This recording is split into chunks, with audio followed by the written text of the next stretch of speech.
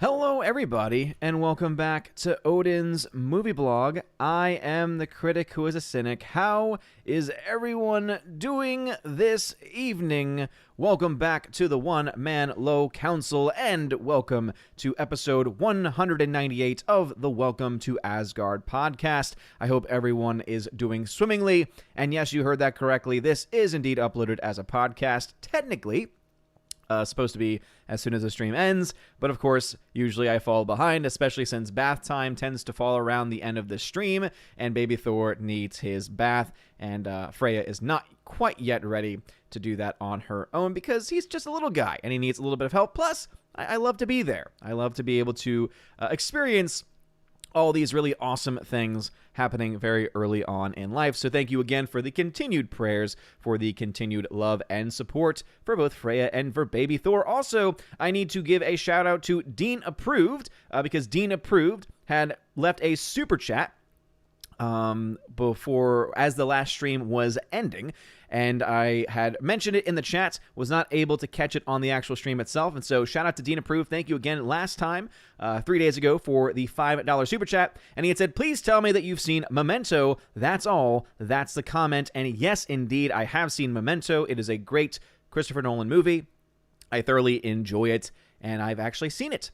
And speaking of movies, we have a lot of things to talk about tonight because there are massive Blu-ray sales going on right now. Obviously, with everything going on with COVID and with quarantine, Black Friday is going to be handled a little differently by a lot of the online retailers at least, but even some of the brick and mortar places like Best Buy already offering some great discounts. And one awesome thing is that Amazon typically will match their discounts. And so you're finding a lot of deals on BestBuy.com and a lot of deals also on Amazon. And we'll go through just some of the major deals going on right now. I have that pulled up on a screen, and we'll just go through those. And I'll show you the site that I tend to use when figuring out what movies to buy and following prices and following all these different things. So, again, thank you very, very much for being here and for showing your love and support. So let me go ahead and shout out some people real quick. So first off, hello to my D-Live fan. We got ZK Man over there. We got Captain Dean Heiss, who says, hail all, hail to you. And then he also have Philly the Hobbit, who has tagged me and says, I saw the Star Wars Christmas special. It was a complete waste of time. Hashtag Duck Fisney. Yes, indeed. Hashtag Duck Fisney. That is indeed a staple and a phrase of the channel, and we very much support that phrase because, yeah, Disney has been terrible, especially when it comes to Star Wars. So let's go ahead and say hello to some people over on YouTube now. So we had Laura waiting for Nerdrotic, who said first around 5:12 p.m. She's here almost 2 hours early. Titan in the chat as well, who says, I was 105 minutes until Odin. Thank you for being here. Lord Toth, hello to you. Lord Toth is a member on the channel. It says, good evening. Mr. Roy is over there as well. We got Eric K, who is a member on the channel. How is it going? We got Orange Hat Reviews, who says, the box office is failing. Odin, shall I get the defibrillator? Game over, man. Game over. It's done. It's dead. And I don't think it's ever coming back. I really don't. I don't see a world in which it can come back, just because as long as studios continue to push their movies further and further down the line, the studios are going to end up losing hundreds, if not thousands, of theaters from not only major chains, but also from local theater owners as well. And it's not going to be good. It really isn't. Not at all. Okay, we had some back and forth conversations between Lord Toth, Orange Hat Reviews, Tina B, who is the Empress of the Universe and one of my Valks, one of my mods. Thank you for being here. And yes, indeed, if you have a comment at any point tonight and you have a question or comment, make sure you tag Odin Question, all one word, Odin Question. It'll highlight orange on my screen, and it'll let me know that you are trying to get my attention. 13th Warrior in the chat, not having a comment, deleted by the Google mods today so far, which is great. ZK Man, who's a member on the YouTube channel. How's it going, ZK Man? How's it going, good sir? He says, no trolling. Then what else? What else am I supposed to do? JK, how's everyone? Yes, indeed. Do not troll unless you are a pet troll. Pod Racing Palpatine, winner of the Boonta Eve Classic. What is going on? Pod Racing Palpatine. Don't remember Palpatine winning the Boonta Eve, but hey, it is what it is. I would recommend for you a wonderful little musical called Annie. It's called Annie the Musical, A-N-I. And it's pretty fantastic. Lots of inside jokes for Star Wars fans. Nathan Slay, how is it going? Glad to see you in the chat. Pat S., who is a new member on the channel. How's it going, Pat S.? Glad to see you back. The new number 2, who is Dean Heiss. Hello to you over on the YouTubes. Alex McCarthy, who's a member, tagged and says, howdy, Odin. How's it going? How's the Thor and pizza? Actually had pizza for dinner. The pizza was delightful, delicious. It was DiGiorno's croissant crust. Yes, croissant crust. It was very flaky, very buttery, very good. Put a bunch of extra pepperonis on top, and it was delightful. Also, Baby Thor is doing very, very well. Baby Thor might actually be a week ahead developmentally. Might be jumping the gun there, but there was a moment just before the stream where I was holding him, and I was in his face, and I was just like, hey, bud, how's it going? And it seemed like he recognized at least a person, a human, and smiled, which is something that usually happens between, I think, 6 and 8 weeks. So he's around 5 now, so that'd be really awesome that he'd be a week ahead of schedule. He's been ahead of a lot of things. He's already flipped himself over twice. Within 2 weeks of life, he was able, on tummy time, to literally flip himself over. He has not, I don't think, done it since then, but still, it happened. So Baby Thor is mighty, mighty, mighty indeed. Super Anime Gamer, what's going on, Super? Super says, hey, what is up, my dude? What's going on, Super? Glad to see you here. Lord Toth says, good times, gotta run, military teleconference, be back when I can. Well, hope everything goes well with that. And I forgot that you were, I forgot that you were in the military. So thank you very much for your service, Lord Toth. Dean approved tagged and says, something my dude, just saw Freaky yesterday. It's a mixed bag for me. The opening, I couldn't help but roll my eyes. Yeah, I know that in the trailer, it kind of plays on woke culture, identity politics culture, and I couldn't tell from the trailer if it was mocking it as like a comedy, as a joke, or if it was taking it seriously. So it sounds like it's kind of this mixed bag where probably the people behind the project didn't even know what they were doing, if they wanted to make fun of it or not. I don't know. Yeah, I haven't seen it yet myself, so I can't speak one way or the other on it. Father Christopher Miller, hail to you, Father, says, hail, just saw the new trailer for The Stand. It actually looks good. I have not seen that myself. Tell me more. Brian Barth, how's it going? Glad to see you here. Will Gentry over in the chat, testing to see if Heimdall is alive, and Heimdall is indeed alive. Nathan Slay at 702 tagged and says, hello, how are you doing, good sir? Hello, Nathan Slay. How's it going? Father Christopher Miller then says, also saw the trailer for The Godfather Coda. Looks like it could be good. Haven't seen the third in ages and don't plan to watch, and don't plan until after I watch the Coda. Wait, there's a new Godfather movie coming out? What? So is it like the end of The Godfather? What's going on with that? This is news to me. Father, tell me more, please. JRO123, welcome. Glad to see you back in the chat, as the chat has jumped on me like it always does. Again, glad to see all of my YouTube fam here. I'll jump now over to my D-Live fam. What's going on, D-Live fam? Hope everyone is doing swimmingly over there. We got Adam and the clan, Will Gentry, double dipping over on D-Live as well. Adam, thank you very much, good sir. Adam and the clan, thank you for the lemon donation. I very much appreciate that. Thank you, thank you, thank you. Hope everyone is doing fantabulous. All right, so with that, I've caught up with YouTube and D-Live, and let me just double check some real quick. We got 44 people watching. Please make sure you smash that like button. It would really mean a lot. So we'll go ahead and just go through some of these deals that are going on right now. Let's see if I can make this work. Boom, there we go. My audio should be coming through still, and you should see some of the things that are on screen. And so you got some things, some deals. This is a website that I've been using for years now. It's Bluray.com, pretty simple stuff. They have an app. The app is really awesome because not only can you basically pick a movie to track, and it'll send you updates when it reaches a certain price. So basically, you can tell Bluray.com in the app to say, hey, I want to track this movie. Let's say it's The Dark Knight. Let me know when The Dark Knight reaches $10. And once it does reach it, it'll actually send you a notification, and then you can buy it pretty quickly. And as you can see, you can basically break it down by Blu-ray, by 4K, 3D Blu-ray, if you're into that kind of thing. I've never quite understood that myself, but hey, it is what it is. You can even track games, and it gives you all those different options. And again, you can track deals. And obviously, you can also set it to things like best deals, newest deals, which is just deals that are the most recent. So actually, there's a ton of films that have just gone on sale. So it looks like Underworld on 4K That looks like it's a PS5 game, though. So these are all games that have gone on sale, it looks like. You also have lowest prices, which will show you the dirt cheap films. And every now and then, there's actually some pretty cool ones there. For instance, the first Now You See Me, I actually thoroughly enjoyed. John Wick 2, obviously pretty great. $5 for that Blu-ray DVD combo pack. Mile 22. With Mark Wahlberg, I've heard some mixed things about. I mean, you got classics like Jaws and Apollo 13 as well. Again, you can get those for for a pretty decent price.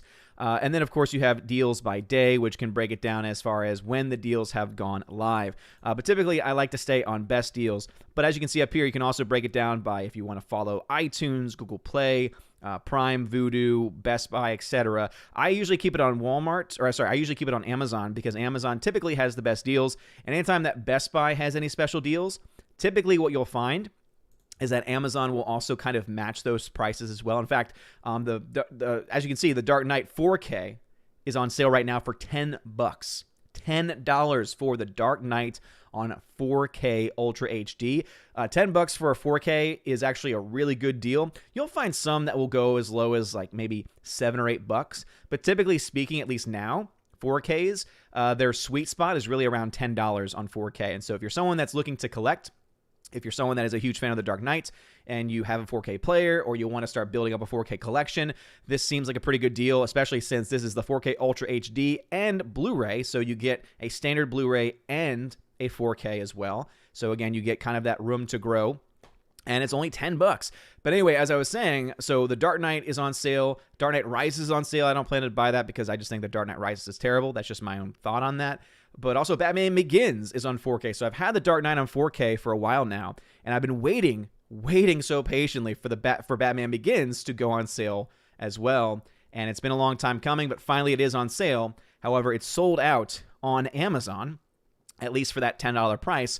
And so therefore, since these prices are mostly just copying what Best Buy is doing, I was able to go to Best Buy and get it for $10 over there. Should be getting in by Friday. So that's usually the way that I do it, is I go between Amazon and Best Buy. Typically, they are the best when it comes to prices for physical media, especially. And this is the site that I use. And so as you can see, let's go ahead and go through some of these deals. So one pretty cool deal right now is that you can get the Mission Impossible 6 movie collection on Blu-ray for $15. So that is pretty impressive, if I must say so myself. That is pretty darn impressive.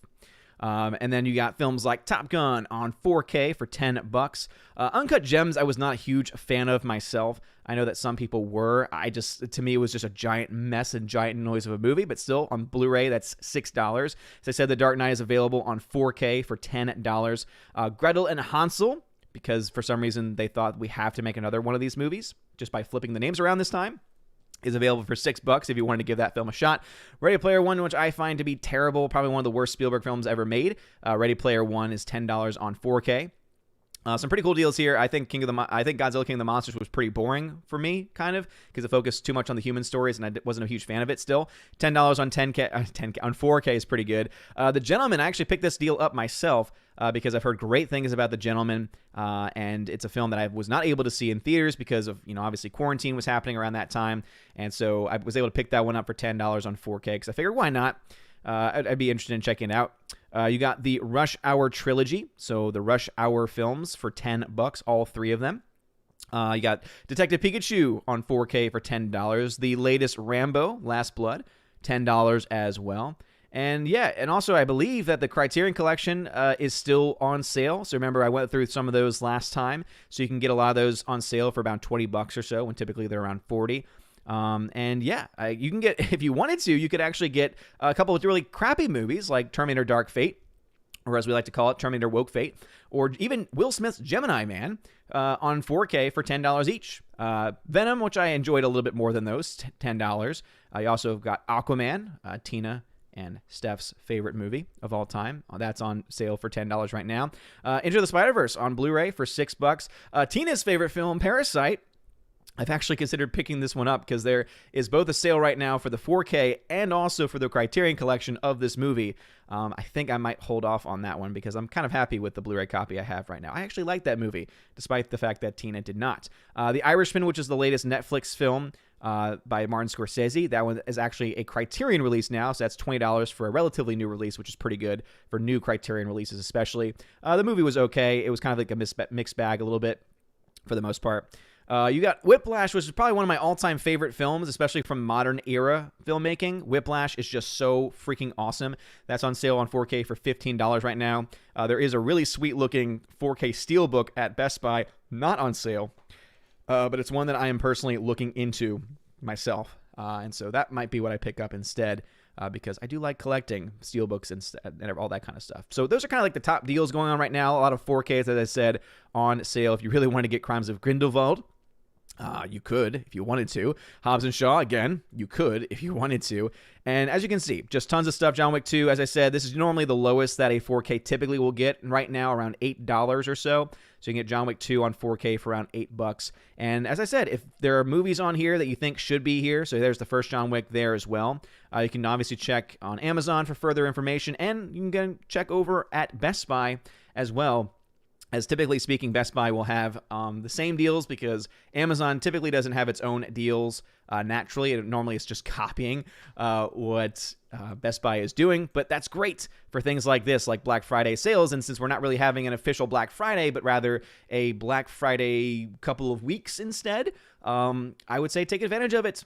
Again, obviously, I know a lot of times people like going to actual physical stores, but seeing that a lot of those stores will force you to wear a mask, I know I would much rather buy it from the comfort of my own home and not have to worry about putting on a damn mask.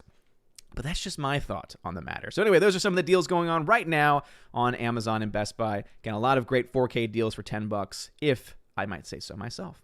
And I do. All right, let's go ahead and jump now to D-La first. So Philly the Hobbit says they are giving Godfather 3 the Justice League treatment. Wait a minute. They're re-editing The Godfather Part 3? Can that film be saved? Tina, I would love to hear your thoughts.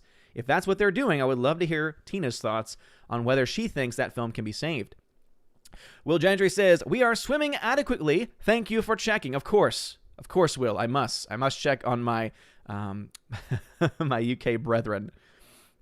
Captain Mr. Roy, how's it going over there? Celebrating a 15-month sub streak. He has been a sub for 15 straight months. Mr. Roy, thank you very much for being awesome. I appreciate it. Camden Heiss says, I got Alfred Hitchcock 4K collection for $36. 4 movies, $9 a piece. Pretty good. An alternate version of Psycho. I did see that deal earlier. I don't know if that's still available on Amazon. But as I said, if it's not on Amazon, you might be able to check out Best Buy. And they might be offering the same deal because that's typically how that goes. But yeah, that's a brand new release. That was released just within the last couple of months, I believe. So that already to get that for $36 is pretty good. Again, 4 movies, $36. That's $9 a piece. And again, as I said, for 4Ks, that's about as good as you're going to get, especially for newer releases. Obviously, it's not a new movie, but as far as newer 4K releases, that's a pretty good deal. And yeah, as you mentioned, there is an alternate version. There's an uncut director's edition of Psycho. And it's not crazy different. I want to say that as far as time go, it might be, a minute or two longer. But basically, it's the big things are the shower scene.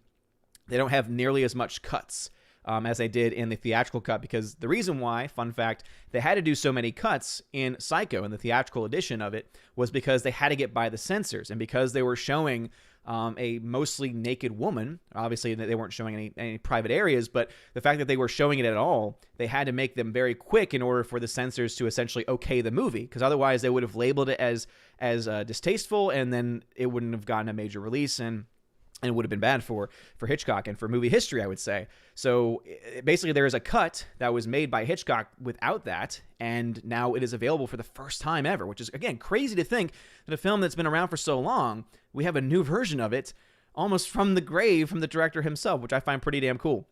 And it is available in glorious 4K. And there's just something to be said about black and white movies, especially in 4K, that typical films nowadays really just can't quite capture. All right. Cool. I've caught up with my D-Laugh fam. Let's jump now over into YouTube world. How's my YouTube fam doing? Bryant Barth at 704 says Snydercut trailer is back. Yeah, I heard that. And isn't it now a newer version of the film too? As I said, and I've mentioned this previously, I'm not a huge Zack Snyder fan. I have a lot of issues with his work in general. I just don't find him to be a very good filmmaker. That's just my opinion. And so I'm not that excited for the Snyder Cut. However, I am happy for anyone that's a fan of the Snyder films and of Snyder's vision, and I hope that the Snyder Cut's good. I honestly do. I plan to watch it, and I will give my honest thoughts. If it's just as bad as every other Zack Snyder film has ever been, I will say it, and I will be honest, and I don't care if I get hate for it. If the film is good, I will say it. And if people say, oh, you're just flip-flopping here, I will take that criticism, because I've been very consistent, I think, when it comes to Zack Snyder films. Nathan Slade 704 says, is it bad that I'm wanting to buy a lot of movies, even movies I haven't seen but want to check out? No, not at all. I mean, that's kind of how you watch movies, is you buy them to watch them. And when you have movies like this, especially on sale for pretty cheap, the way I think of it is this. You do realize that typically to go see a movie, even if it's an older release at a cinema, you're still paying around $5 to $7 during a matinee showing. You're paying, in this case, for a 4K edition of a movie, $10, that you get to own and keep forever and back up for yourself and put it on your own digital library and put it onto your own digital server, basically creating your own Netflix, and no one can touch it. I look at that as an investment. And also, at the end of the day, if you don't like the movie, well, it's just like if you go to a cinema and you don't like the film, okay, well, you didn't spend as much money in the first place. Only in this time, you actually own the film, which means you can give it away. You can resell it later on. You could end up picking up a movie that goes out of print and actually gains in value. I know there's a lot of people who have certain editions of certain films where basically because they held out for so long, they have a very valuable piece of property. That's typically also another reason why I like buying those 4K steelbooks, or any of the steelbooks really, from Best Buy, because some of them are very, very rare items. Like I was actually looking to get this film, but any edition of the film was hard to get for a long time. For Ford v Ferrari, I thought that film was so good, one of the best films of last year, and that movie was so hard to find, even just on standard Blu-ray, on Amazon, on Best Buy. And so I looked it up today, and I was like, I wonder if I could get my hands on a 4K Steelbook edition of the movie. And I want to say on eBay, they're going for like at least $100. So a film that costs probably around $30 is already, a year later, costing around $100. So $70 more. And as time goes on, it's going to go up and up in price, because you have a lot of collectors out there that want to have all Best Buy Steelbook. And again, it's a collector's item. That's one of the things. You have a collection and you have it for different reasons. And for me, the main reason is because I love movies and I like having it, and I love digital. I love physical media because you get to hold on to it and it can never be taken away from you. But also too, there is an inherent value to it as well, which again is something that, whether you're, I'm not really in it for that specifically, but it is something still to keep in mind. Let us see. Orange Eye Review says, it highlights orange because I will it. Sure, bud. If that's what you think. Nathan Slay, I'm thinking there should be a movie about an orange and everything that happens with its pulp. It would be called Pulp Fiction. I see what you did there. Marcus Cato, how's it going, good sir? Glad to see you back in the chat. CWD Trixie, dude, I feel like it's been forever since I've said the name CWD Trixie. What's going on, good sir? Says, instead of reviewing movies due to theaters on verge of collapse, you can move on to Odin's Pizza Blog. This is true. And I've said this for a long time. Part of me kind of wants to rebrand the channel as OMB Reviews. Because then I still hold on to the main, OMB, Odin's Movie Blog, and that doesn't go away. But then it allows me to review other things, which include things like pizza. However, that desire to rebrand has definitely fallen away, only because I don't have enough time now, really, to do videos other than my live streams, which I've just gotten back into with the birth of baby Thor. So that might have to wait for a little bit. And every time I mention it, everyone's like, no, don't do it. And I'm like, what? Mike Jackson, how's it going? Robert Frey in the chat as well. Pat S., who is a member, says, how do you feel about buying Blu-ray and other media used? That can be a great route. You usually get a lot of things, unless it's a collector's item, you can get it for a lot cheaper. And usually it's going to be the same movie, the same quality. And as long as you check the disc to make sure that, one, it's the correct movie, and two, that it's not scratched, I say go for it. I've picked up movies that have been used. Typically, I like to get films brand new, only because there's less chance of them being scratched. Also, when you buy something new, there's a better chance of you getting a slipcover, and that's something where it's not a make or break for me, but I do much prefer films with the slipcover on it because, again, these things themselves also contain value as well because they're not just things that protect the case. It's also kind of a part of the experience overall too.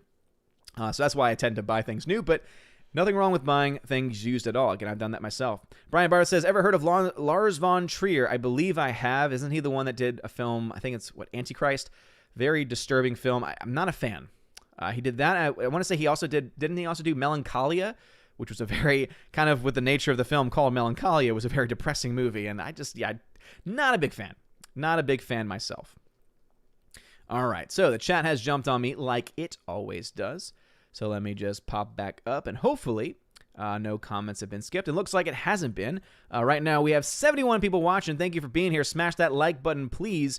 And interesting. Yeah, it's a Tuesday night, one-man low council, and we're chugging along. I love seeing all the people in the chat. Let's jump over to D-Live first. Let me make sure I've caught up with everyone over there. Will Gentry says, OMB Reviews does make a lot of sense. It gives you a lot more freedom. It would also appeal to more people. Exactly. Right? And also, it's a lot easier to say. Still to this day, every time I do the podcast, which we're planning to do another episode of the podcast this week for our Patreon Subscribe Star peeps with John Flickinger, every time he says my channel name, it's always like, oh, he could totally mess it up. He could totally, trip on the words. And I get it. It can be a mouthful. OMB Reviews, though, I feel like is a lot easier to say. But, yeah. All right, Will Gentry says, someone who is put off by Movie Blog might not be put off in the same way if they see OMB Reviews. I'd do it if I were you. Well, thank you, Will Gentry. I appreciate the permission from my UK brethren. Others have not been nearly as welcoming of the change. Philly the Hobbit says, a great Lars von Trier film is called Dogville, starring Nicole Kidman. Okay, what's it about? Vonemo says, I'm kind of looking forward to a personal Thanksgiving this year. Yeah, Vonemo, I get it. Obviously, me and my family were planning that, but it's because we have a newborn. And even if COVID wasn't happening, we would not really want a whole lot of people around because his poor little immune system still needs to develop in general. And we just don't want him to get too sick. And so also my wife and I are already, by our nature, very, what's the term I'm looking for? Oh, my goodness gracious. We're introverted people, so we like quiet. We like not having to socialize and stuff like that. Not to say that we hate socializing, because we do enjoy spending time with other people, but especially with a job like mine, where I'm around people all day. As a teacher, I'm around kids, I'm around fellow teachers, etc. When I get home, it's something where I like the quiet. I like just being able, and now I get to come home and just, chill out with little baby Thor. So that just is awesome and so much fun. But yeah, so that's the reason why for me, I'm probably not going to have a crazy Thanksgiving. However, I do think that should be up to us as individual persons because we have freedom, or at least in our country, we used to have freedom. And I don't think it's up to a governor to mandate that you cannot hang out with your family and friends over Thanksgiving, Christmas. I'm sorry, that's just ridiculous to me, especially when you have a 99.99999% chance of nothing really bad happening to you. Again, I think that if we have people in our lives that are older or that are immune deficient, that we should take every proper precaution that we want to, and every proper precaution to try and protect those people, but that's just something that you shouldn't mandate. I don't understand that. The fact that people are talking about Thanksgiving being canceled is just ridiculous. Peabody says, in order to do movie reviews, it helps if you watch some. Maybe start with Turner and Hooch. Yes, I know, Mr. Peabody. Well, actually, it kind of reminds me, just to kind of as a minor segue, I was actually sent a movie to review from Sony. So shout out to Sony Pictures for sending this my way. It's a film called The Broken Hearts Gallery. This is a film that came out earlier this year, now available on physical media. It looks interesting. It actually has Bernadette Peters in it. I do love Bernadette Peters. And the synopsis is, what if you saved a souvenir from every relationship you've ever been in? The Broken Hearts Gallery follows the always unique Lucy, a 20-something art gallery assistant living in New York City, who also happens to be an emotional hoarder. After she gets dumped by her latest boyfriend, Lucy is inspired to create the Broken Hearts Gallery, a pop-up space for the items love has left behind. Word of the gallery spreads, encouraging a movement and a fresh start for all the romantics out there, including Lucy herself. So definitely a romantic comedy. I mean, that's basically the very definition of a romantic comedy. It also now that I'm looking at it and I'm seeing his face, it also stars someone from Stranger Things. How do you pronounce his name? Is it Dacre? Dacre Montgomery? The guy who looks, in my opinion, looks just like... oh my goodness, I am just doing terrible with names tonight. Zac Efron. He looks, in my opinion, he looks just like Zac Efron, like they could be twins. But anyway, is it Dacre Montgomery, I think? Anyway, so Broken Hearts Gallery, thank you to Sony for sending this my way. This is actually a film where my wife was like, I would watch this with you. Of course, it's because it's like, I get the Rambo set in. I get Rambo on 4K, and it's not, oh, I'd watch that with you, honey. But when this film comes in, it's like, oh yeah, rom-com, let's watch it. Anyway, it does look interesting, and I do like Burnett Peters, and I do like Dacre Montgomery. I think that he's a very talented actor, and I do have a soft spot for romantic comedies. So you know what? I'll let y'all know once I see that what my thoughts are. But again, thank you to Sony for sending that my way to review. Alrighty. Let us see. Affiliate Hobbit says, Dogville is about a Nicole Kidman running away from the mom and found a poor kick town for shelter. The town takes advantage of her. Interesting. Yeah. He always has very dark themes in his movies. And, I don't mind the dark theme. I mean, Nightcrawler is very dark, but I love it. I just, for some reason, his are just like, why? It's just, you feel dirty after watching it. I don't like that. Phoneme that says, of course, I didn't mean anything. And then it's not Thanksgiving. It's the feast in honor of my birth this year. Nice, Phonemo. And that's how you get around the government mandate. All right, Father, over on YouTube, it's 7:08 over there. It's 7:31 in real life, so roughly around 20 minutes behind. Father says, new cut of the third Godfather. Interesting. Okay. Yeah. So it's not a new Godfather film. It's a recut of the third one. I guess there's no way it can be worse unless you put more Sofia Coppola in it, I guess. That's like, if there's just a bunch of footage on the floor of Sofia Coppola that we just haven't seen, that could make the film worse, I guess. But I guess, hey, if it makes the film better, I'm okay. I'm totally fine with that. Laura Toad says, always a good time, everyone. Always glad to have you here. Let's see. Blake St. Clair, how's it going? Glad to see you back in the chat. Super says, keeping with the theme of my Saturday intro, I'm good. Low-key terrified about the WDF, but happy to be with Asgard and very happy to hear Baby Thor is doing well. Well, thank you very much. I appreciate that. Bruce in the chat, how is it going?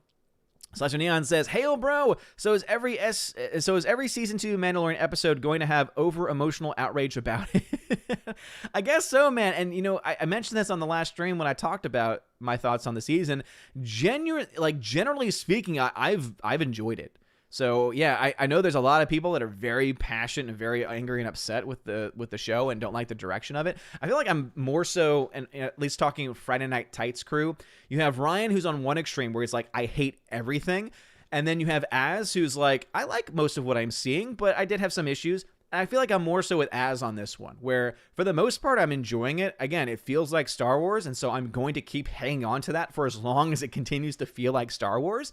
But it's also still not great. There still are a lot of issues with it, and I think that because we're so used to such crappy, non-Star Wars, really, films that we've gotten in the sequel trilogy, that I feel like just because we're given something that is actually halfway decent, that it means that we honestly, automatically think of it as the best thing ever. And so I'm kind of like whoa, I'm not willing to go that far, because if we break this thing down objectively, there are still a lot of issues with the storytelling. Canon has been a big problem this season, I will say that much, because they have started to violate their own even Disney canon, which I find problematic, especially when you threw away and threw out all of the EU at the very beginning, pissing off a lot of people. Now you can't even follow your own canon. I do have a problem with that. But for the most part, I'm genuinely and generally, keep mixing those words together, enjoying it. Pat S. says, I like the Boba Fett cartoon and the Star Wars holiday special, very 70s. Father says, Tina doesn't come out until the 8th.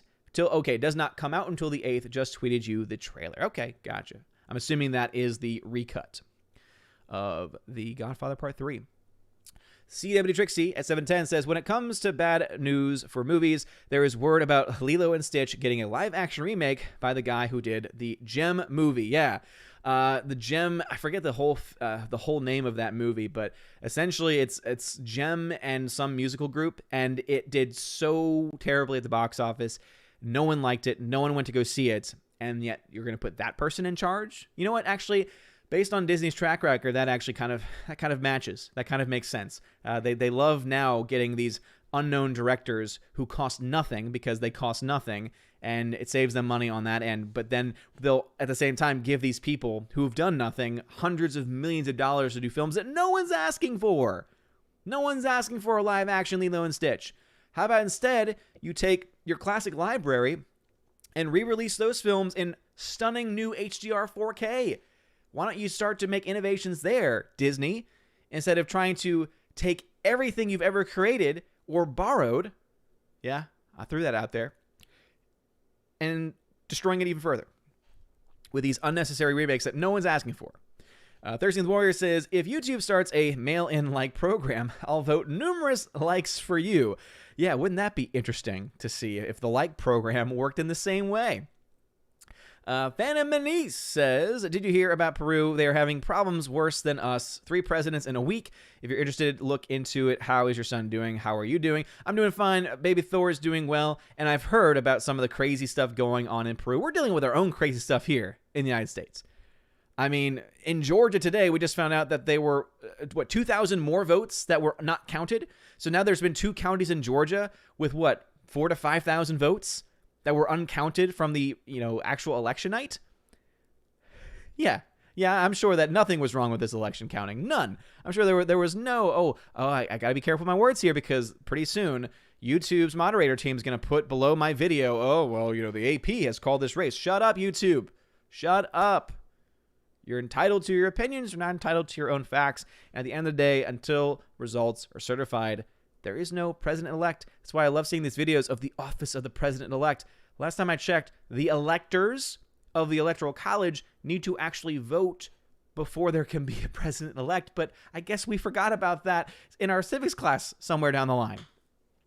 Bruce says, Bluray.com has a very good forum. It's the main one I hang out at. Yeah, and it's really good, especially if you're waiting, like many people have been, for James Cameron to start releasing 4K versions of his classic films, even some films on Blu-ray for the first time. And it's interesting because typically people will get inside scoops and will be able to share information about when films will get those kinds of releases. Phantom Manise, don't post the same thing more than once, please. That's annoying. Nathan Slay says, I'm really thinking about getting Unbreakable on DVD. Massive fan of the movie as it deconstructed the superhero genre. Also, The Dark Knight Rises sucks. I agree with that last sentiment. Unbreakable's great. Get it on Blu-ray or 4K. That would be my recommendation. Don't get anything. I know that you may have meant Blu-ray. Don't get anything on DVD. DVD's quality is terrible.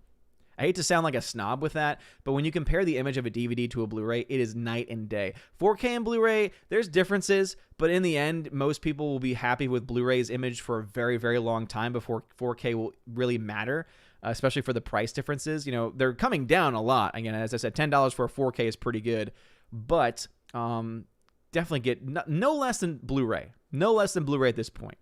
DVD is just, no, I can't. Mr. Peabody, who's a member over on YouTube as well. Hail to you. Cobra Viper 999, glad to see you in the chat. Pat S., who's a member, says, most underrated Spielberg movie, Empire of the Sun. No. Most underrated Spielberg film, Catch Me If You Can. Nathan Slay, the Mission Impossible franchise is a franchise that I love. It's a great franchise, and $15 for all 6 films is a great deal on Blu-ray. Bruce says, Godzilla King of the Humans, no one cared about. Exactly, Bruce. Yes. That is exactly why that film is not that good. And why, even for $10, I would not buy that on 4K. Rob D says, hey, Odin, so what Disney movies can I get for $5? Yeah, good luck. It's very hard to get any Disney film ever for $5, let alone $10.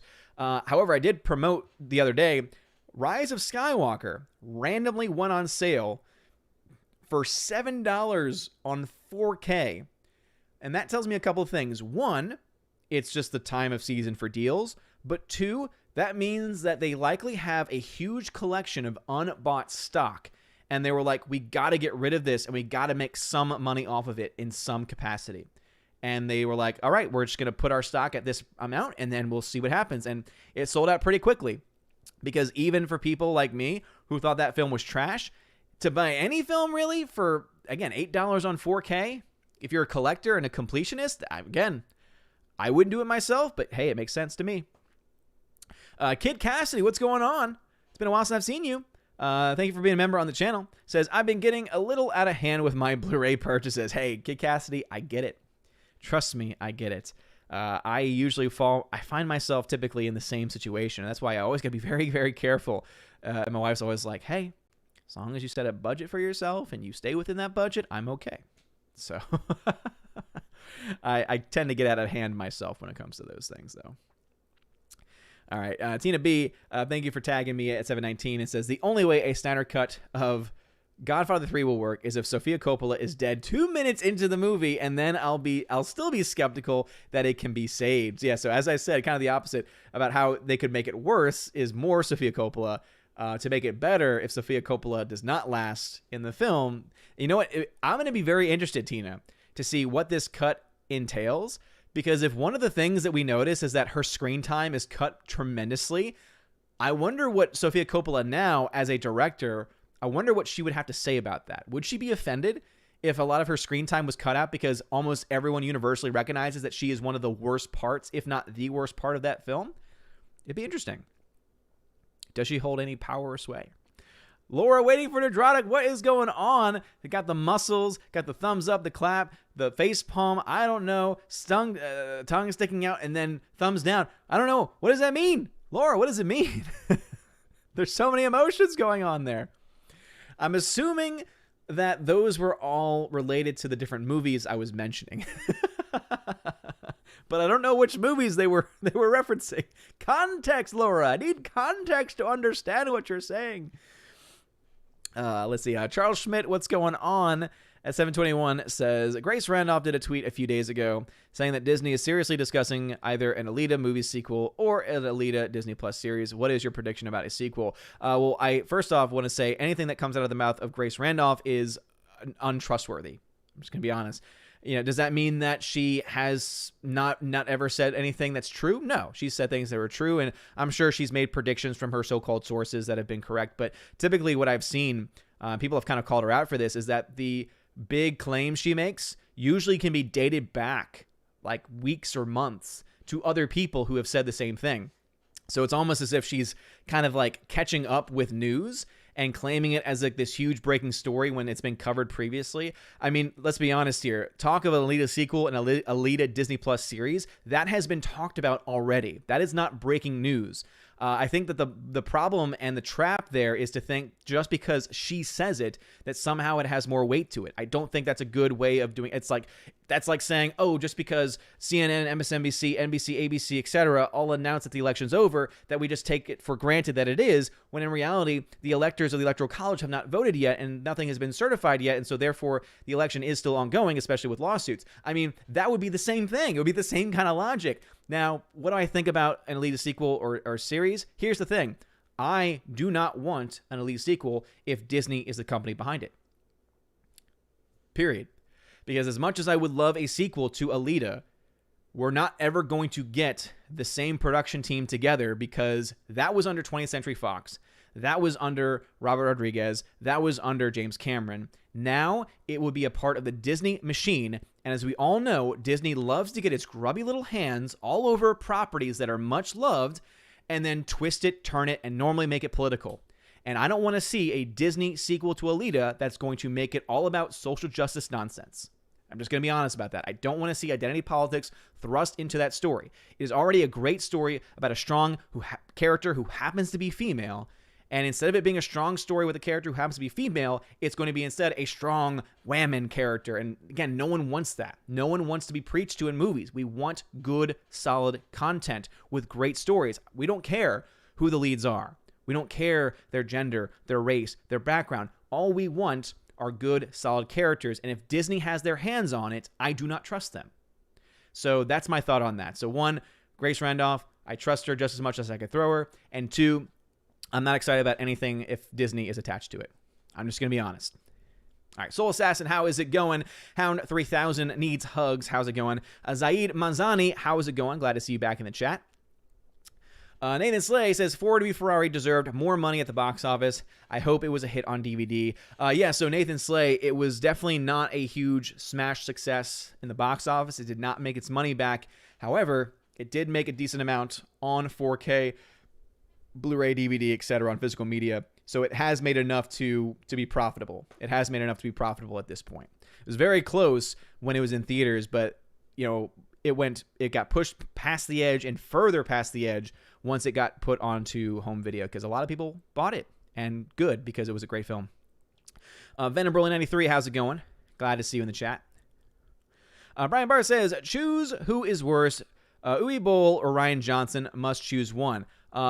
So Uwe Boll is by far worse if we're talking about just being a bad director. Rian Johnson is bad because he took a great property and destroyed it. Also, Brian Barth, I'm pretty sure you've asked me the same question before in the past, and I don't like questions being repeated, if that is indeed the case. If not, then I allow it. Micah Martinez at 725. How do you feel about the upcoming director's cut of The Godfather Part 3? We've already talked about that a little bit already. Again, I think that it could be a good thing, but we don't know that. Depends on how much of the character played by Sofia Coppola they shut out. Pat S., as a member, says, bummer when you look at the films up for Best Picture in the Academy Awards for 2020, not more than 2 or 3 would be eligible under the 2021 rules. Yeah, it's a fair point. And honestly, I don't think there's going to be an Oscars this year. I think there's going to be an award ceremony because these Hollywood elitists have to congratulate themselves, pat themselves on the back, and do that. There's no way they could do a full-fledged Oscars, though. There just haven't been any real great, amazing films released this year. I mean, when you think about how many films were supposed to release this year and got pushed back into 2021, I mean, the number is staggering. So I really honestly don't think they're going to have a full-fledged Oscars this year. Are they going to have an award show? Yes. An Oscars? I don't think so. There's just not enough there. Oh my goodness. What is going on with Heimdall? Heimdall is insane. Heimdall, what are you doing? I was like, Heimdall is going insane right now. Let me see if I can fix what is going on with his. I'm gonna say my timers are pretty clear. Let us see. Minimum chat lines. Let's add that. Let's make that 30 chat lines. And then 5 minutes. That's fine. Anyway, 86 people watching. Please smash that like button, please. I would very much appreciate it.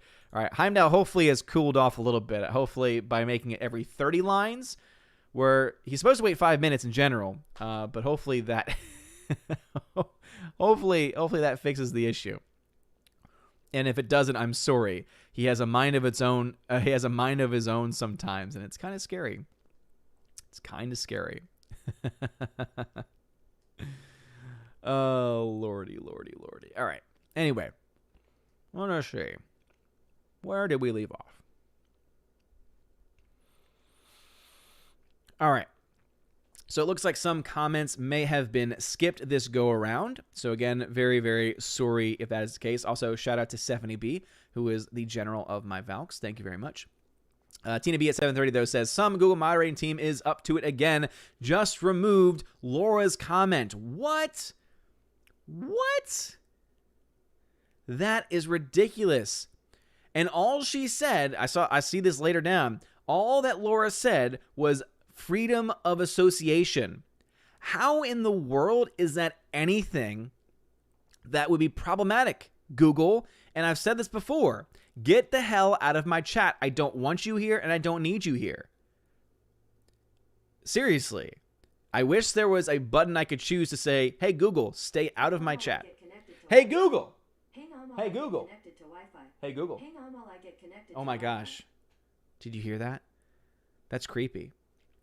She's always listening. It is creepy. They are following me. Oh, and I'm scared. I'm so scared. All right, anyway, jumping over to D-Live for a second. Will Gentry says, sounds like a marriage to me. You resign yourself to watching adrenaline junkie movies alone and rom-coms with the good lady wife. That's very true. Peabody says, hope you tried the onesies on Thor. He won't fit them for long. He could be fully grown soon. Yeah, we had him in already, the baby Thor. We had him in the baby Thor costume, and then we've been getting him in as many onesies as we possibly can. But at this point, I don't know where anything is. So, Will Gentry, you just reminded me of Az and Jeremy's argument about Star Wars. Jeremy just couldn't accept Az's reason for saying he'd had enough. Oh my, that was the most uncomfortable experience. And I know the mindset is, oh, but that's what real men do, man. Just fight it out and you yell at each other and everything. It's like, I get that to a point, but then it just gets awkward. And I remember I was in that chat that night, and everyone in the chat, like 90% of the chat was like, shut up, move on. And I just remember, like, as soon as I mentioned that to Gary, I got my head bit off. And it's so funny though, because again, there was no beef at all. We were all good before, during, and after.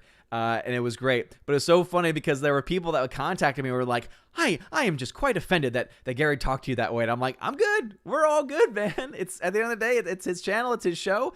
And you know what? It is what it is, man. And you know, I felt like the dude at that time. I was like, hey, this is just your opinion, man. That's what I felt like. And it was just funny to hear all the people like saying like, I can't believe that he talked to you. It's like, it's okay, it's fine. And it becoming a great joke too. I mean, I know that Perry Chan has used that a couple times where he had a video and I had said something, and it was, I forget what video it was, but he had it where essentially there was this door, and then all of a sudden the door gets broken down, and it's just Gary's face. He's just like, Odin, I got this. And I was just, oh, it's so good. So I think a lot of great stuff came from that. Plus, of course, Perry Chan made like a trilogy of videos dealing with that argument, and it was so funny. It was so great. Will Gentry then says, Jeremy's face when Gary told him to shut up and he didn't know what he was talking about was a real sigh to behold. That was a fun night at the end of the day. Captain Dean High says, hey man, I know what I'm doing. Yeah, it was a lot of fun. That was actually that was a really, despite the fact that I was so uncomfortable for a lot of it, it was still pretty funny. It was still pretty good for the most part. Plus we already have 2 people who've disliked the video. It's like, what have I possibly said that would have upset you? I shared with you some Blu-ray deals. I talked about just truth and honesty. I guess they must have been Grace Randolph fans.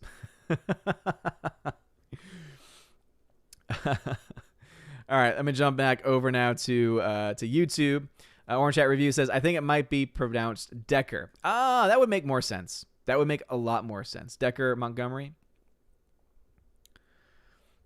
All right, let's see. Waiting for Laura says, help, I'm being repressed, bloody peasant. Oh, that's a dead giveaway. You hear that? You hear what he said, didn't you? God, I love me some Monty Python. Let's see. POC, Preserver of Culture, says, what is the first movie you were going to show baby Thor? A, as a kid. B, once he gets around 11 or 12 years old. I mean, as a kid, he's sat in now on us watching. We've been going through some shows, just watching some TV. So he's going to go through movies, and I don't know which the first one's going to be. And I have not yet decided what his first, like, real movie, like, actual movie that he's going to be able to sit down and take in and have an opinion on. I have not decided what that film will be. Most likely it'll be a classic family movie, not necessarily like a kid's movie necessarily, but I haven't decided yet. I still have a ways to go. I've got time. Laura says, The Mandalorian, it isn't complete poo. Yeah, exactly. It's not complete crap. And in fact, there's a lot of good. There's a lot of good things going on in it, but it's still not fantastic. Rob D says, I just don't like that The Mandalorian has basically no set storyline. Feels like watching a cartoon or a TV show for the 60s. Yeah, and again, I think the best criticism of the show has been it feels like, 1, a cartoon, but 2, it feels like a video game cutscene. And I think there's a lot of truth to that. And I felt that especially in the most recent episode, where again, you feel like the story's about to move on, and then all of a sudden, oh, we have a new mission. And it's like, just move the main story on just a little bit more. One Bridge 11, how is it going? I just saw that new name in the chat. Let's see. Razvan Mihaenu. Hopefully that is correct. Tina B says, Gem and the Holograms, considered one of the worst movies of all time. He also did that crazy Asian people movie, which I heard was hated by most Asians. Oh, that's the same person? Yeah, Crazy Rich Asians. That movie was terrible. I still don't get why people liked that movie. I really don't. The acting was terrible. The lead actors had no chemistry and couldn't act. And yet everyone was like, this is so amazing, it's so great. And you want to know why? It was because, diversity. It's like, come on. You need to have more to a story than just, it's an all-Asian cast. It's like, come on. Get out of here with that. If you want to talk about great films with an all-Asian cast, how about Seven Samurai? What about films that have been actually made by Japanese filmmakers? How about that? I'll go to the classics, and I'll go to actual legitimate Japanese cinema if I want to have an all-Asian cast, because guess what? There are great films from all different backgrounds, from all different countries. Just because it happens to be featuring a cast of certain people does not make it good. Come on, man. Nathan Slay, should I check out Prisoners the movie? Yes, absolutely. Prisoners is fantastic. Denis Villeneuve directed it, and it is probably one of his best films. Pat S. says the Gem movie was outrageous. Truly outrageous. In the best way, right? Giga Rogers, what's going on? 19K Fox, how's it going? Let's see. Super tagged me and says, and if that's not crazy enough, just saw from Tim Pool that Wayne County, containing Detroit, Michigan, is refusing to certify. I will say this much. I love Tim Pool. I love his videos, but I've now started like every morning. Like I just started this morning. But now what I'm doing is I have his IRL podcast set to download on my podcasting app. I use Pocket Cast, which is, by the way, a great app. And now I just listen to it on the way to work. And I just love the conversation. I know some people are like, he's boring, he's a fence sitter, and that all might be true. But here's the thing. One, he admits it himself. He knows that's the number one criticism about him, which makes me respect him even more. And two, the reason why I like him so much is because he's very clear, hey, here is my bias. Here is where I'm coming from. However, here is the news. And I feel like he is doing the work of journalists that no journalist is doing these days. It's crazy. And I had heard, I got a notification that might happen. And apparently, like, they needed to certify, like, by this afternoon. So they have not certified yet. That's huge. That's very, very big if they are refusing to certify. Because obviously Michigan is one where, again, I don't know what's going to happen. And I'm kind of with Tim Pool on this one, right? If I had to make a guess, if I had to take a guesstimate, I would say there's a very good chance that you'll have a President Biden. That just seems to be the way things are going. However, if these lawsuits are leading to something big, and again, you got to get the evidence first. You really got to provide the evidence first. But there might be something going on with these voting systems. There might be something going on with these voting machines. And if they can prove it, in court, oh man, things are going to get really...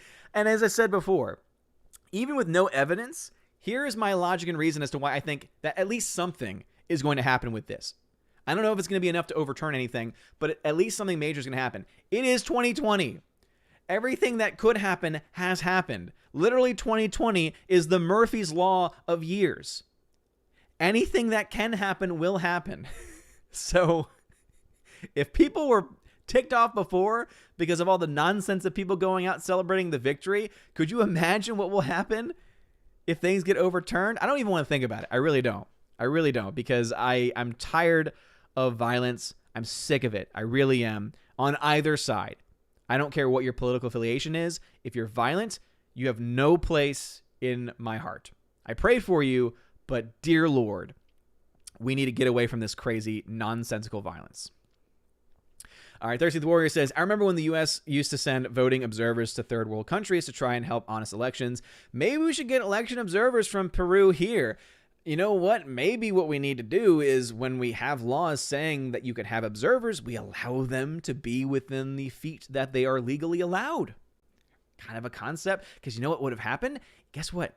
If those people would have been allowed to do that, you wouldn't be hearing about these various complaints. Because if the results were the exact same, guess what? There would be no legal recourse. But there is, because people were idiots. Whether something nefarious happened or not, we have no proof of, at least as of yet. But a lot of this could have been avoided with very simple things. Like, seriously, so simple things. Phantomini says, for some reason, I liked to hear your rants, but that is just me. Also, Fox News went to the dark side, and now they are tanking the ratings. Well, here's the thing. I mean, when you really break down, this is any news organization, right? I throw Fox News, CNN, MSNBC, ABC, NBC, all of the mainstream media. I put them all in the same category because they're all obsessed with one thing, ratings. That's all they care about. They don't care about us. They don't care about real stories. They don't care about investigative journalism anymore. And they haven't for a very long time. But I think that what's happened recently is that the mask has now been pulled off. And whether you love or hate the president, and there's a lot of things to like, there's a lot of things to not like, the one thing that he has done, which I find to be the most positive thing, is that he has exposed media corruption. Like, people, we've known it's there, right? We've known of these biases for a long time, but now we know it's not even just bias anymore. Now it's just pure corruption. And that is one, I think, positive thing that anyone can agree with. Brian Barth, what is peak Spielberg? Jurassic Park or Schindler's List?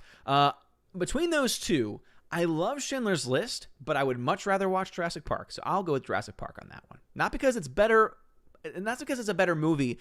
It's more entertaining. For many reasons.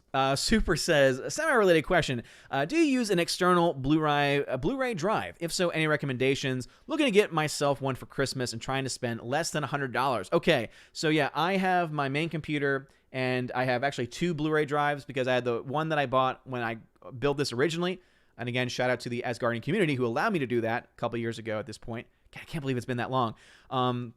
But then also Mr. Roy, who's an awesome member of the channel, he sent me a different drive which has Libre mode activated, which is a thing you use with Make MKV. Basically, it allows me to digitize my 4Ks, which is something that had not been built in naturally into their system yet. So it allows me to allows me to rip my 4Ks, put it onto my cloud, put it onto my server to build my online digital collection that way. Not online digital, my digital collection that way. On my own personal server. And also it allows for a couple other things too, that using a standard drive wouldn't. I do have one external drive though. It's a brand called Pioneer, and I want to say you can get if you're just looking for Blu-rays, if you're not looking for 4Ks or anything like that, and you really want to spend under $100, I would say one, you might want to think about getting one that's a little more expensive, because there are some Blu-ray drives that are capable, and this is where it gets tricky. You might have to do research on Make MKV forums. But basically, if you're looking to digitize your collection at all, if you're just looking to play, don't worry about this. If you're looking to digitize, this is something you're going to want to look into. But you're going to want to look for drives that have essentially capabilities for something called Libre mode. And what that, again, as I said, basically, as long as your disk has certain firmware, because again, certain firmware updates actually kind of do away with the capability. But again, you can find information in the forums on Make MKV. Make MKV. Recommend that. You can probably find, I think there's an LG external drive that is capable. And also Mr. Roy, who's in the chat on YouTube and also on DLive, he can help you out too, figure out, I think, what drive would work for you. But if you're looking just for movies to play, a cheap Blu-ray drive, Pioneer, I think they have like a $89 drive.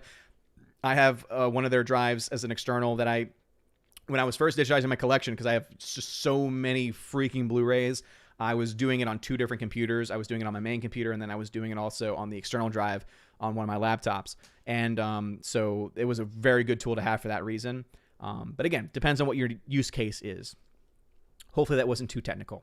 Nathan Slade 740 says, you couldn't even get me to buy A Good Day to Die Hard on Blu-ray, even if you made it dirt cheap. I get that. 70B, thank you for letting them know how to contact me. Eric K, what's going on, Eric K? Glad to see you in the chat. Orange Chat Reviews at 743, who's a member. He says, didn't Francis Ford Coppola do the Godfather movies? I'm guessing Sofia Coppola would be his daughter. Never let your kids act in a movie. Nepotism doesn't work. It hurts the movie. Usually, yes. There, I think, are rare cases where sometimes it can work when you have relatives in your movie, especially when they're maybe a little older. But yes, Francis Ford Coppola did the Godfather movies, and he is the reason why Sofia Coppola was in the film. And yeah, that was an easy example of why it doesn't work. Nico Blue, what's going on, says, I'm right. I don't know what I'm right about, but I appreciate it. I assume that may have been the Alita rant, maybe. Jeremy Swiggs at 745. So when will Hollywood get desperate and remake The Godfather with a strong female lead? I'm sure it's already in the works, or it's already happened, and it was just a different name, and we just didn't even recognize it. Venom and he says, how are your dogs doing? Are they still hanging out with you in the room? I don't see them right now. So they haven't been down here for a while. That's just because sometimes it's hard to keep focus on this and to keep focus on them. And there's like they've been having some allergy, or one of them, my dog Willow, has been having some allergy issues. So we kind of want to be more focused to make sure she's not licking her paws too much and everything. And I wouldn't feel good about, not giving her the attention that she needs, on occasion. Not always, just on occasion. And so, yeah, they're up there with Mama. They're up there with Freya and baby Thor right now. But they're doing great. River and Willow are fantastic. Nico Blue says, I'm back. I see what you did there, Nico. I see what you did there, Nico. Joe Bag of Donuts, welcome. Nathan Slay tagged and says, if Disney directed Alita 2, it would be called Wokia Shill Angel. Wow. That's one way of putting it. All right, here's where Heimdall went off on a nut spree. Eric K says, how are you and the family today? I have asked in the past, hope it is okay. Not only have you asked in the past, Eric K, almost every person asks that at some point during the stream. And I appreciate it, I really do. Because obviously everyone enters in at different points and everything, so it's okay, Eric K. I'll allow it this time. You bought us like 86,000 diapers, so it's fine. It's okay. Keely Chow, how's it going, Keely? Glad to see you back in the chat. All right, jumping back up now. Hopefully no comments have been skipped. Eric K had a message deleted by the Google moderator team. Google moderators, get out of my chat. Get out. I don't want you here. 82 people watching. Smash that like button, please. Let me jump now over to my D-Live fam. Captain Dean High says, hey, man, I know what I'm doing. I got that. Peabody says, I didn't know you fly away home. I didn't send you fly away home for you. That was for Thor. Good, clean family movie. He then says, I also dumped down Miracle on 34th Street. Haven't watched it yet. Yeah, that's a film I still need to watch. Phonemo, I kind of just want the Scooby Gang with Tommy Wiseau to investigate this election. Best reveal ever. Oh, man. Yes, I think Tommy Wiseau should do an investigation of this entire thing. County High says, if you haven't yet, check out Dan Bogino's podcast. He's very good also. Yeah, I've seen him on Twitter, but as I said, I'm kind of at like overload on content. I have so much content. Like I've had to delete podcasts that I otherwise would have enjoyed watching at some point. I just don't have time anymore. It's crazy. I'll be very happy because we're getting close to Thanksgiving, and we get almost a month off for Christmas because of all the crazy COVID stuff. And we might actually have to be online for a bit after. No decisions have been made, but again, with people traveling potentially, that was always going to be an option at some point. So we'll see what happens. But I will say that it's interesting because that means I'll have almost a month off for Christmas, which means hopefully I can catch up on movies because I believe Freya is going to try and get back to work. Start trying to figure out the process of how that's going to work. But that means I'll be able to spend a lot more quality time with baby Thor. Also means I'll be able to watch things that I want to watch because obviously I want to spend time with both Freya and baby Thor, but we can't watch things that she doesn't want to watch because it just makes sense. So I'll be able to catch up on hopefully some movies and also some podcasts and some content because I've been falling behind on a lot of things. Mr. Peabody over on DLive says, had a leftist going off on me about Trump last night. Hello, Australian, can't vote on your election. That's always the best, like when people get involved from other countries and then people will go off on them and they're just like, you just have the ultimate defense because you're like, I didn't get to vote because I am not a part of your country. It's like, I live in a country that shut down completely. I understand the pain of shutdowns. Daniel Thorne, I read it was demoralizing for teachers to do standardized testing. Why? Demoralizing? I don't know where you read that. I don't find it demoralizing. I guess the only, because I work at a private school, so it's a little different than a public school. I can see how maybe in public education, because basically the mindset would be if you have a standardized test, and that's, I think, beyond ACT, SAT, basically it would be this is a test to see if your kids are educated to the levels that are standard and regular for kids of that grade level. And so it could be demoralizing if your kids take that test. Let's say fourth graders all take the same test.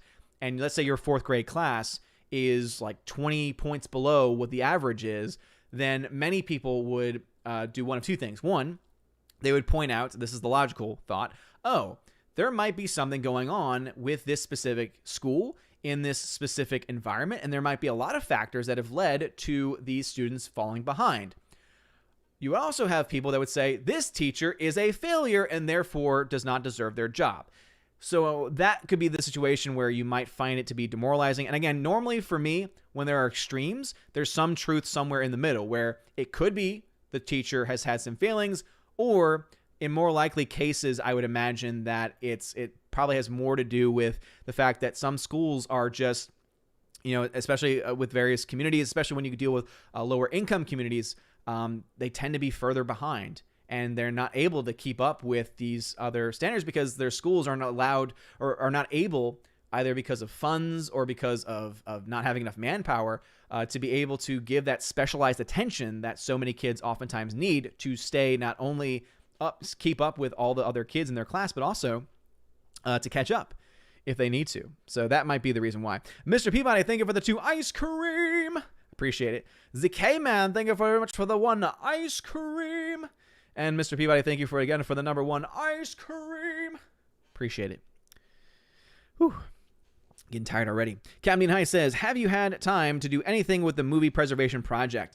So it's been ongoing. I've not done anything new. I've not been able to update anything with that. However, I do now have all of the James Bond movies. So obviously that's a franchise that I think some people have been more recently concerned about them maybe changing. So I do have those films now. I don't have the full one-to-one backups like I do some of the other films, specifically in the preservation project. But really, time has just not been on my side with that. But I have been able to get more storage space so that it's available once I'm able to start that back up again more full-time. Phonemo, thank you for the diamond donation. Says, no idea what this is worth. Enjoy. Question mark? Yeah, I don't know what this is worth. I don't know what it's worth either. All I can tell you is that it's worth 100 lemons. Which is just a type of digital cryptocurrency. And because it's cryptocurrency, it means the value is changing all the time. Captain Dean Heiss, thank you for the 5 ice cream donations. Appreciate it. Scooby-Dooby-Doo. All right, someone was hosting me. Pokemon Legend. I guess I was supposed to say legendary. It is what it is. Peabody says, we opened our hard border for 2 whole days. Now it is shut again. Oh, damn. What? Does that mean like it was just like, oh, come on in? Or was it like normal relations have restarted and now you can travel like normal and now it's shut down completely again? Because, man, that's crazy. Just when you think things are crazy here. All right, over on YouTube at 7:48, it's 8:11 where I am in real life. So obviously it's a little far behind. And I guess now would be a good time maybe to mention the box office a little bit. And we've already mentioned it just a little bit, but just to kind of put a cap on the topics that we had in the description of the video. And so the box office is in a very precarious situation because someone has been kind of spamming me in my comments to talk about a specific film. There's a film called Demon Slayer. So I believe it's based off of a manga, and it's a Japanese release film. And it is actually doing quite well over in Japan. In fact, it's breaking records last time I heard about it. So let me try and see if I can find the news on that. But the interesting point that's been made is that the film has made so much money during a time when the box office in general has just been flat and just hasn't been doing anything. So this headline comes from Deadline. See what I did there? And this says, Demon Slayer is now the biggest IMAX title ever in Japan, as anime smash trains sight on more records.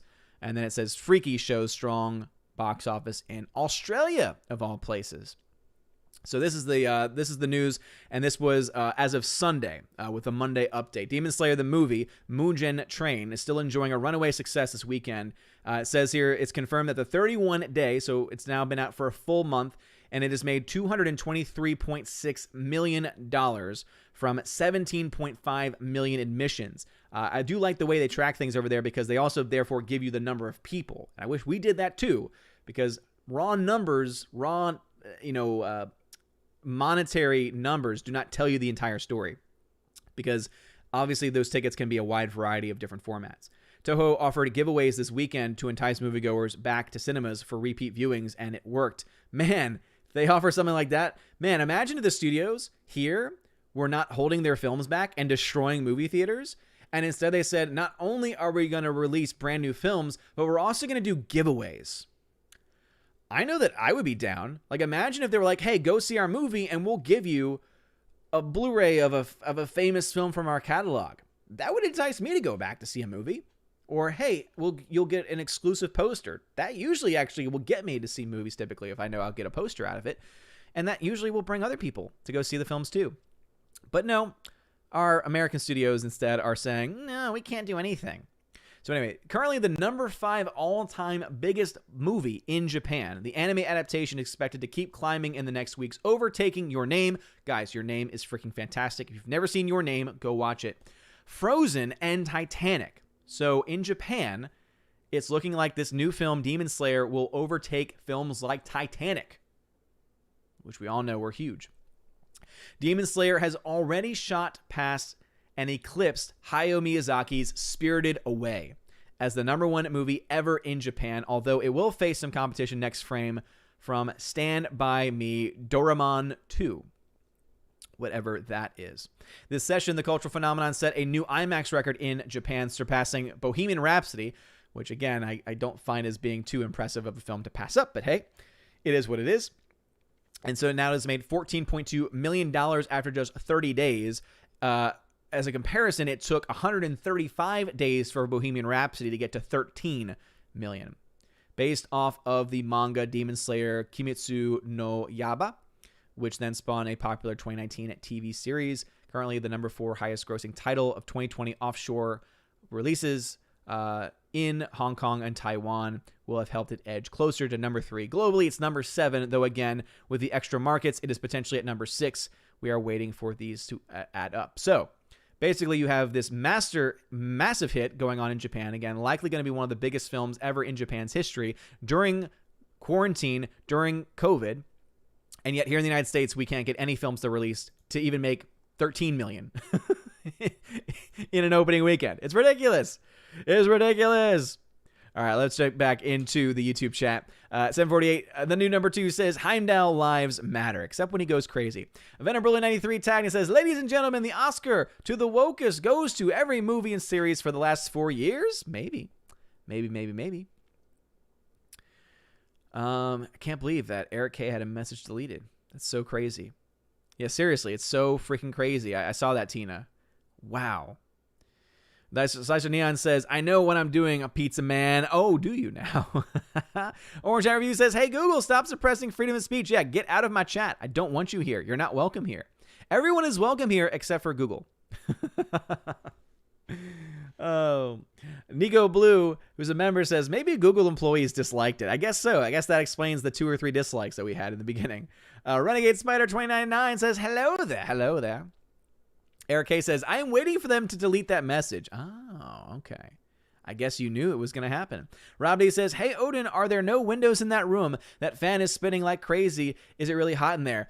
No. I just like cool weather. I like having the air circulation, and I have one window in this room, and it is right up here actually, and I'm actually technically below ground, so next to me is my driveway, but it's elevated. It's like up here is where the car would be, which means it's cooler down here. I like having this cave like feature to it. I like cold, and it allows me to wear this jacket comfortably because I like just wearing jackets. They're comfortable. Plus every now and then it makes me look like a Franciscan monk apparently, which I find fun.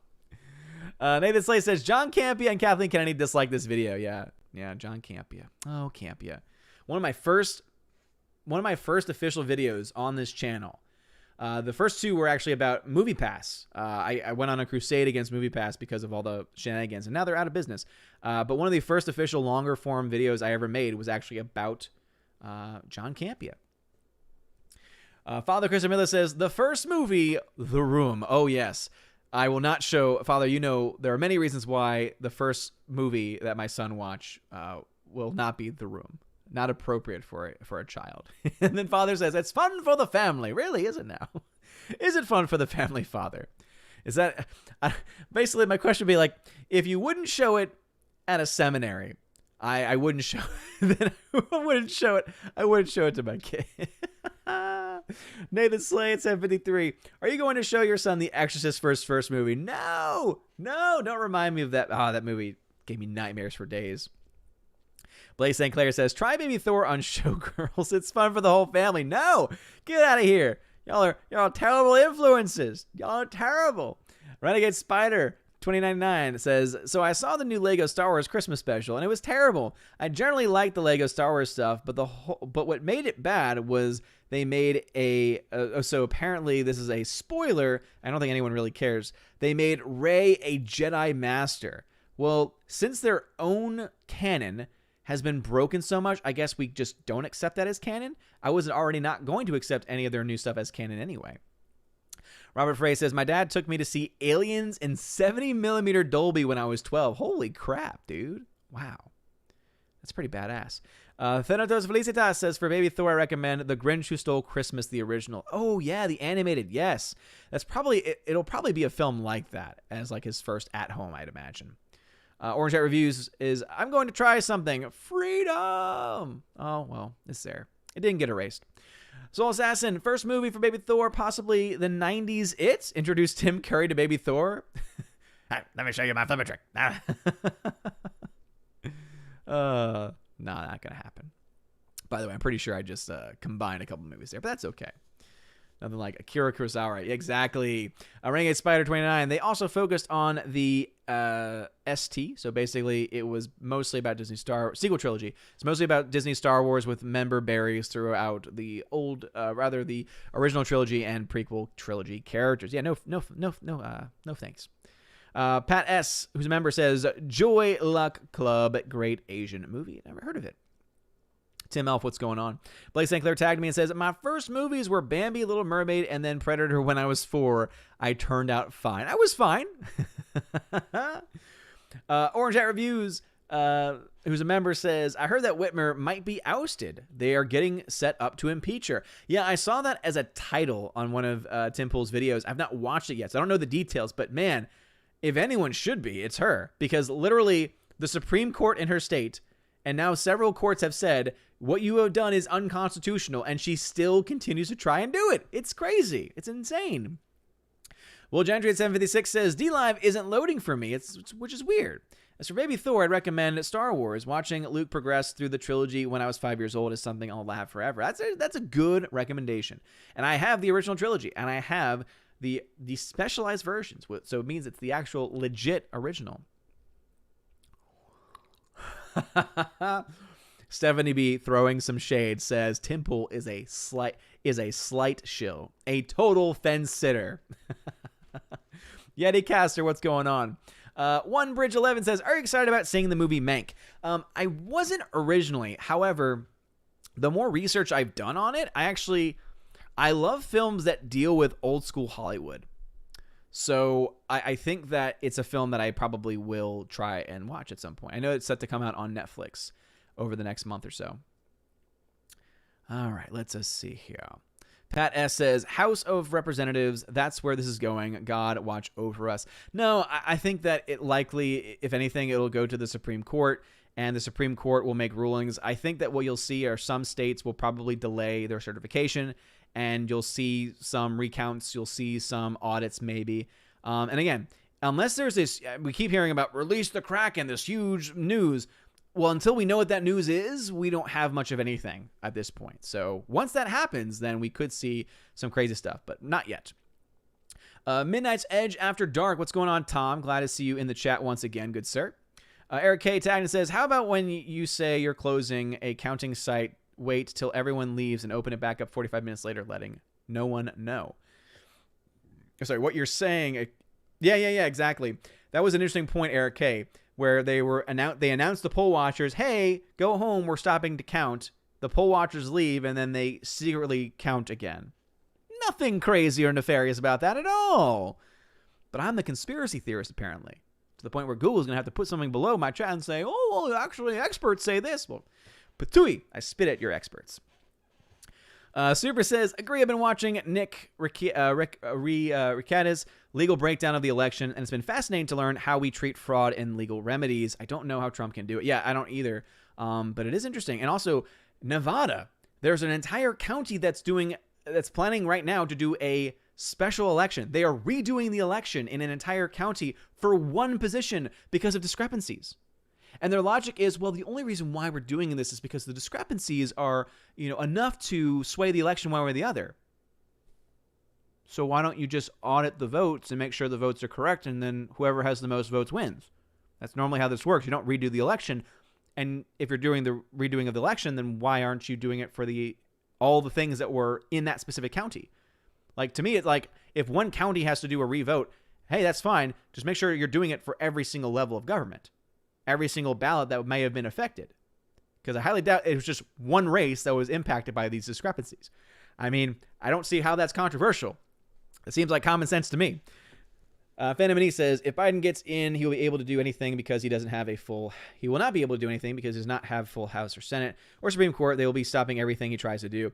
Yeah, and that's the thing, is that there is a lot he can do, though. And this is something I would love to see the Supreme Court or at some point in the future, the House and Senate work together to work on. And that's to limit the power of the executive branch to the point of not allowing executive orders the amount of reach and overreach they have. I think that we've had and this is the last 2 administrations. I count Trump in this, I count Obama in this, and even before then, right? Both parties are at fault for this. But we've seen way too much power being given to the president to essentially just say, I can by fiat, by executive order, do this and that. And there's a lot of things that legally I don't think that they're allowed to do, and yet they're allowed to get away with it. So I love for there to be some check put on the executive order specifically, because it's not the job of the president to legislate. And I feel like a lot of these presidents have been doing that. Bryant Barth, Schindler's List is a great film. I don't know if it's the last great film. Midnight's Edge After Dark says, I want one of those. What do you want? What do you want, Mead? What do you want, Tom? I think you mean the Blu-ray player. Is that what it's about? Zachariah315, what's going on? Glad to see you here. Tom says, actually, Winona Ryder was originally cast in the role, but had to drop out. Then Sophia got the role. No. So Tina has actually brought that up on occasion. However, it was the only reason why she was the next person to get the role was because of her relationship to the director. So it still counts. It's still true. Oscar Harley says, best Coppola, Nicolas Cage. Yes, that's right. Technically, he is a Coppola. I forgot about that. I always forget about that, how he is connected to that family. He is easily the best. That is for sure. All right. We are getting close to the end, so I might be having to skip some comments. I apologize. But let me check over on DLive real quick to catch up over there. PY says, have you ever seen, have you seen or have Full Metal Jacket? Might need to get into your archive. I do have Full Metal Jacket. I have seen it before, and I do own it. So, yeah, we're good on that front. Peabody says, my mom's Christmas gift arrived yesterday. I got her a torch flashlight that can blind people. Gotta keep my mom safe. Nice. Daniel Thorne, did you get through the new Thrawn books? Notice any differences between the old and new ones? Tone of the books and Thrawn's voice. So yeah, I know Thrawn's voice was changed because they took up Thrawn in the Clone Wars or Clone Wars or Rebels, one of the two. And they decided to go in a different direction with the voice, which is sad because Mark Thompson's original Thrawn voice is so freaking good. It's deep and menacing, and the newer version just not as good. And that's why they made Mark Thompson change the voice, and Mark Thompson still does a great job voicing it. But I've not gone into the new ones because I've just heard they're not as good. I mean, obviously I hear the writing is still pretty strong, but it's obviously still under the guidance of Disney Star Wars, and so I have them and I plan to get through them at some point, but I'm kind of dragging my feet on it a little bit. Peabody, thank you for the lemon donation. Peabody, thank you also for the ice cream donations as well. I appreciate it. Daniel Thorne, thank you for the 2 ice cream. And this is the Kaiman, thank you for the 2 lemon. All right, let's see how fast we can get through these chats, because we do have to get through them. Laura, waiting for Nerdratic, what's going on? Says freedom. Yes. All right. Let's see. All right, I might have to skip some comments. Sorry. Very, very sorry. So, Orange Hat, who is a member, says, I will say this, Odin, Finding Forrester is a good movie for a teacher to see. Yes, I know it sounds like a nag, but I think you will enjoy it for a certain point of view. Again, I plan to see it, and hopefully during December I can do that. Yes, shun the Google moderators. Shun. I got that reference. I know Charlie the Unicorn. Hey, Charlie. Oh, lordy.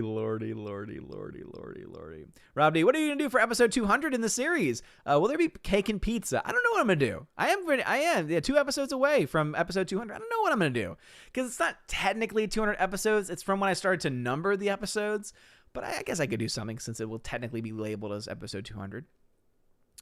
Eric K says, I have ice cream. Nice. Very nice. Smooth Jam, California. How's it going? I'm sorry if I'm skipping your comment, but I do have to start to wrap things up. Let's see. General Wingster, what's going on? Not losing sleep, actually. Doing pretty well. Very sorry. Edge of Tomorrow should be great. It's a great film. The sequel should be good, too. Father Christopher Miller, who's a member, says, everyone is welcome here on Google's YouTube except Google. Exactly. Sorry, this is a fun comment. Odin will accept Turkish trolls before he accepts Google employees in the chat. This is true. Because at least they're fun over on DLive. Let's see. Billatamp73. Thank you for being here. Double feature: The Exorcist and Bad Lieutenant for rated R and NC-17 rated Catholic movies. No. Preserver of Culture, thanks for being here, man. How 2000.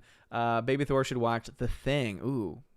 Father Christopher Miller's a member, says, old Hollywood films, did you like Hail Caesar? I actually didn't. I was so excited for that movie, and I wanted to love it. It was bad. It was boring. I would dare say it sucked. Father says, not an Odin question. Is anyone going to Vegas? Well, then why did you tag me, Father? Why did you tag me in it if it wasn't an Odin question? Patui, I spit at you. I'm sorry, Father. Bless me, Father, for I have sinned.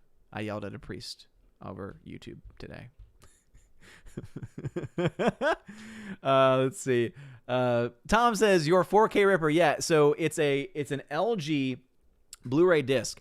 But it is one that you can, if you have a certain firmware update for it, it can through Make MKV, it uses what's called Libre Drive, and that allows for it to it allows it to read and therefore rip most 4K movies. So I don't know exactly which one it is, but it is what it is.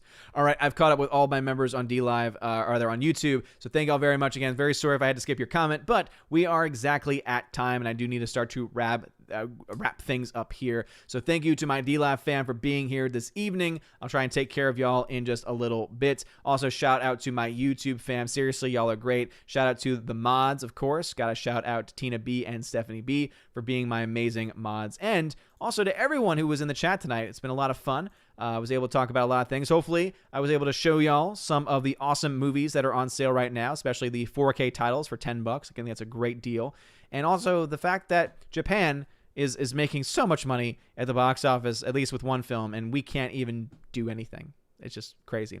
Anyway, I do want to shout out some of my members who are at the Army of Asgard level and up on YouTube. So shout out to Nico Blue, Fear is the Mind Killer, Andrew Hoyle, Eric K., Orange Hat Reviews, Adam Avery, The Bosco 2000, Twirly Wolf, Jay Stowe, and Aiden Vickery. Thank you all for being my YouTube members. You guys are freaking awesome. I thank you so very much. I really do. And I do, of course, have my updated November Patreon Subscribe Star shout out video that will play at the very end. And so let's go ahead. Super. Have a good night. Eric K., have a good night. Father, have a good night as well. And make sure y'all do send some love to the Valks in the chat this evening, because they do a great job as always and are amazing and beautiful, especially the Empress of the Universe, Tina, and my general, Stephanie B. You guys are all amazing and beautiful people. I hope you all have a wonderful evening. Make sure you check out the High Council. I haven't shouted them out in a long time, but this is indeed the one-man low council, and this was used to be the pregame for the High Council. And so obviously I still want to send some love and support over to the world-class BSers and Mecha Randoms and all the crew over there right now. I kind of haven't been able to follow it recently, so hopefully everything's going well over there. It's the K-Man, Orange Hat Reviews, Eric K. Don't practice social distancing. No, just live life. Live life, have fun, and be safe. That's pretty much it. Quarter Black Garrett is on the High Council. That's awesome, Tom. Yes, Quarter Black Garrett. We all need a little more Quarter Black Garrett in our life. That's what I think. I love him. Plus, his Paul Bear impersonation is great. The one thing he was missing, though, was the, oh, yes. It's the one thing he should have done. Anyway, you guys are all amazing, beautiful people. Have a wonderful evening. And as always, God bless. And now for a huge shout out to all of my November Patreon and Subscribe Star members: Albertus Magnus, Animation Commentator, Brian P., David Bobrizik, Dion, Divex, Enrique Evangelista, Father Christopher Miller, Hail Father, Father Damian Cook, Frank the Tank and the Shawhan Wiener Dog Clan, Harold Francis, the Hunky Chunky Funky Monkey, Inflamed Wood, It's a Trap Productions, Jason Clark, Jacob Juice, Jay, Jeffrey Toone, Jonathan Carney, Kenneth Camille, Laura Story ×2, Mad Mitch Dunaway, Mike Jackson, Mr. Peabody and his evil twin, On to June, Orange Hat Reviews, Out of Step with Reality, Outpost Dyer, Riff Magos, Rosetta Allen, Steve Glasker, Teresa Martin, or Miss Martin Muses, Theodore Bendon, Tina Bojan, and Tina B., the Empress of the Universe. Thank you all for being my Patreon members, and a shout out, of course, to my Subscribe Star members: Stan For, John B., Perpetual Punster, Robert Revo, Mr. Roy, Glinzer, Darkstar 57, J. Alex McCarthy Jr., US 888209 Fast, Dean Heiss, J-Rod, the Beer Guru, Nabadan G. Adams, and ZK-Man. Thank you to my Subscribestar and Patreon members for supporting me for this month. I hope that you are enjoying your perks of getting access to things like a podcast, to giveaways, and also, of course, to other exclusive content. I know I've fallen a little bit behind with the birth of baby Thor, and so I thank you very much for your patience and, of course, for your continued support. You guys are all amazing and beautiful people. Have a wonderful day, and as always, God bless.